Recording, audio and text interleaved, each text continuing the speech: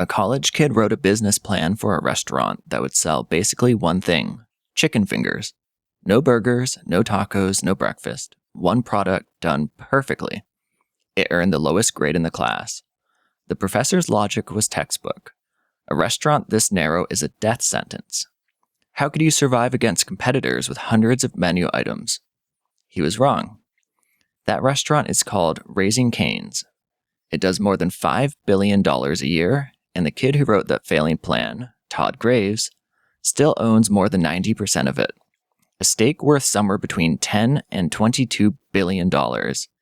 He is the richest restaurateur in America. He didn't win despite the narrow idea. He won because of it, with 2 stubborn rules almost anyone could copy. But to pull it off, he'd have to survive a brutal physical gauntlet, out-stubborn every banker who turned him down, and face down a hurricane that nearly wiped him off the map. It started with a hunch nobody else believed. Here's exactly how Todd Graves did it. Todd was a kid from Baton Rouge, Louisiana. Not a chef, not an heir, just someone who loved a good chicken finger and noticed something almost everyone in the restaurant business ignored. Most places try to be good at many things: burgers and salad, wings and wraps. But being okay at 40 things, Todd suspected, was far weaker business than being the best on earth at one. So in a business plan class at LSU, he and his friend, Craig Silvey, wrote it down: a restaurant built around a single, craveable product. The professor failed it, and the bad grade didn't discourage Todd. It lit the fuse. When people tell you something can't be done, he'd later say, it only makes you want to do it more. There is just one problem. Wanting it wasn't enough. He had to pay for it, and not a single person would hand him the money. Here's the part the billionaire headlines rush past: the 2 years of brutal, unglamorous labor it took just to open the doors. Every bank said no, so Todd went and earned the money himself in the most punishing way imaginable.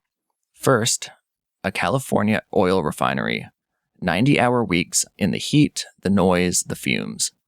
Then he shipped out to Alaska and gutted salmon on a commercial boat.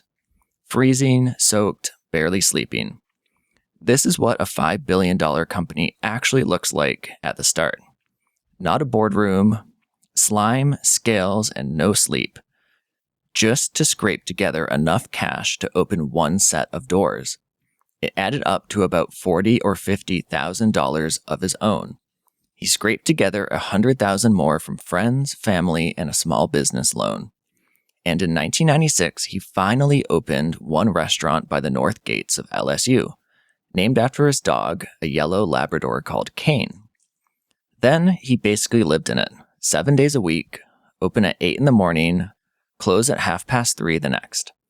He had, by his own admission, 0 management skills. He was building the plane while flying it. One store, one product, everything he owned riding on the idea a professor had failed. So here's the question that decides everything. Why would betting on a single product work when every expert was sure it couldn't? Because the focus quietly hands you 3 weapons at once. 1, quality. Make a single product 10,000 times a day, and you get freakishly good at it, better than any kitchen splitting its attention across a giant menu ever could. 2, speed and cost.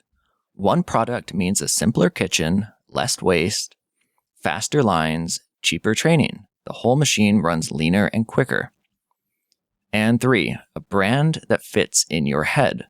The chicken finger place is something you can crave and recommend in 3 words. The place with the big menu is not. Most owners add items to chase every last customer. Todd did the opposite. He subtracted and went deeper. He wasn't trying to feed everyone. He was trying to be unforgettable to the people who wanted exactly this. And it worked. The line started forming. But focus is only half of why he's a billionaire.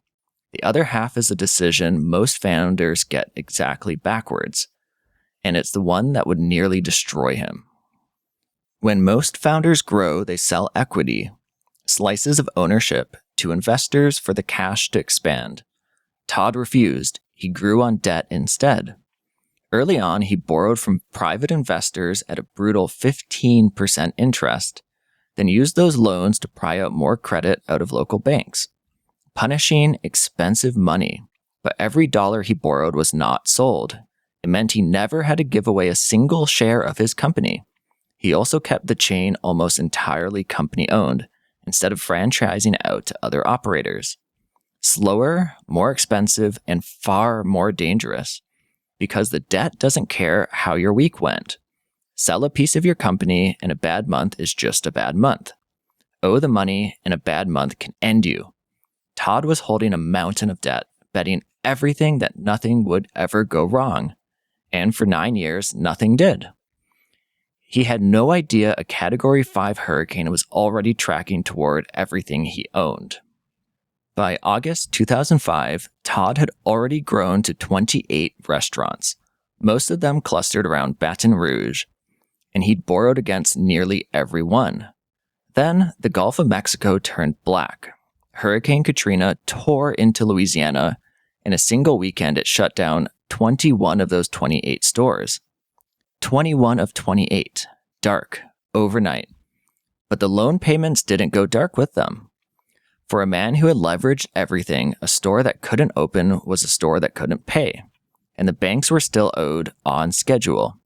The tower he'd spent 9 years stacking was suddenly tipping over the edge. So he went to work, not from an office, but from a makeshift headquarters in the wreckage.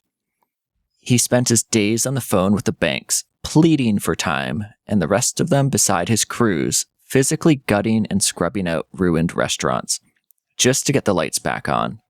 He reopened every location he could reach as fast as humanly possible, dragging in just enough sales to feed the debt before it swallowed the company whole. He made it. Barely. He'd later call leveraging up that hard the most reckless thing he ever did. It's where he finally learned to balance the risk. But it's also the exact thing that let him keep his company in one piece. The bet that nearly killed him is the same bet that made him a billionaire. And once he survived the storm, the machine he built let loose. From that one store by the LSU gates, Raising Cane's grew past 800 restaurants, lines out the door, a near religious following. Its first billion-dollar sales quarter. The kid with the failing grade became the richest restaurateur in America, on a menu you can read in one breath.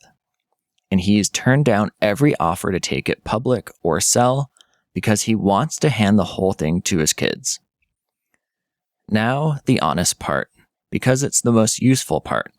Focus is not a magic word. Do one thing. Only works if that one thing is genuinely excellent and enough people want it. Most single product bets die quietly, and you only ever hear about the survivors. Todd also caught a wave. America fell harder for chicken every year he was open. And, as you just saw, the old debt strategy that let him keep his company is the very thing that nearly ended it. Don't copy the recklessness. Copy the goal. Keep what you build with the risk balance he had to learn at gunpoint. If you strip the luck and close calls away, though, the method underneath is clean, and it's yours to borrow. He didn't try to please everyone. He picked one thing and got the best in the world at it. He didn't wait for permission or easy money. He worked a refinery and a salmon boat to fund the idea a professor had failed. And he didn't sell off the thing he built just to grow it faster. He white-knuckled through a hurricane and kept it. The wave was luck. The focus was a choice. Now you know how they started. Not with a fortune, with a first step. A small, ordinary, unglamorous first step that almost anyone can take, but almost no one does. So here's the real question.